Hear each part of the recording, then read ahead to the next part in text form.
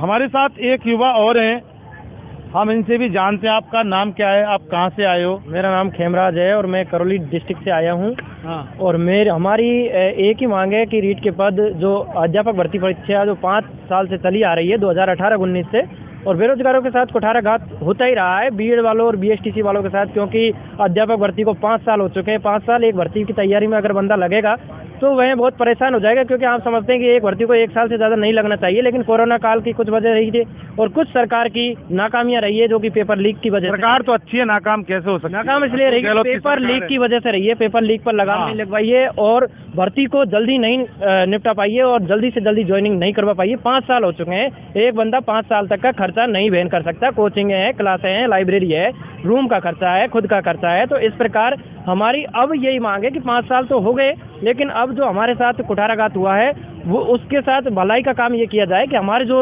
अध्यापक भर्ती के पद हैं वो 48,000 से बढ़ाकर 60,000 किया जाए, जिससे कोई लड़का 1-2 नंबर से रह जाता है, कोई 1 नंबर से 2 नंबर से रह जाता है, तो उसके साथ बहुत ही गलत होता है, क्योंकि उसके माता पिता चाहते हैं कि अपना बच्चा कुछ न कुछ जॉब पे पहुंचे, क्योंकि 5 साल से उनका खर्चा वो वहन कर रहे हैं। और एक सच्चा बच्चा ज़्यादातर क्या है कि पेपर आउट की वजह से रह जाता है। क्या लगता है आपको, सरकार वाकई आपकी बात से मानेगी या नहीं मानेगी? देखो, हमको पूरा विश्वास है और हम विश्वास लेकर ही आए हैं और हम सोच के भी यही आए थे कि पूरे 60,000 पद करवा के जाएंगे, लेकिन डेलीगेशन गया था और डेलीगेशन से बातचीत हुई है और सकारात्मक रुझान आया है। हमारे जो ललित जी सचिव साहब है, तो उन्होंने भी जवाब दिया कि सीएम साहब है नहीं है, कहीं मीटिंग में है, तो उस प्रकार उनका सकारात्मक जवाब रहा है और हम उनसे सहमत भी हैं। और इस प्रकार उन्होंने कहा कि आज आप धरने को स्थगित कीजिए और 2-5 दिन बाद हम सकारात्मक रुझान देखें। मान लिया जाए कि अगर नहीं होती है, यानी कि नो 60,000, उसके बाद आप क्या करेंगे? उसके बाद हमारा जो आज तो हमने सांकेतिक किया है, लेकिन इसके बाद भयंकर तरीके से बड़ा पुरजोर तरीके से आंदोलन होगा,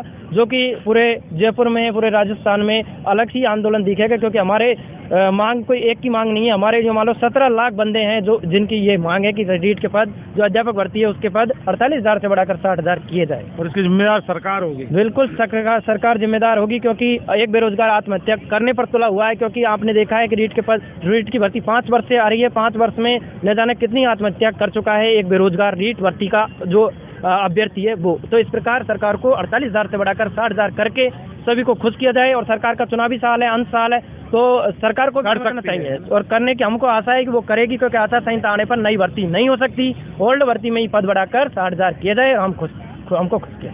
आज सांकेतिक इनका प्रोटेस्ट था, 2-5 दिन का आश्वासन सरकार ने दिया है। इनका कहना है, प्रतिनिधिमंडल गया था, सचिव का कहना है अगर सरकार इनकी बात मान लेती है तो धरना खत्म इनका हो जाएगा, और अगर सरकार नहीं मानती है तो फिर ये युवा एक बड़े लेवल का आंदोलन सरकार के खिलाफ करेंगे। सरकार की जिम्मेदारी उसकी होगी, जैसा कि इनका कहना है।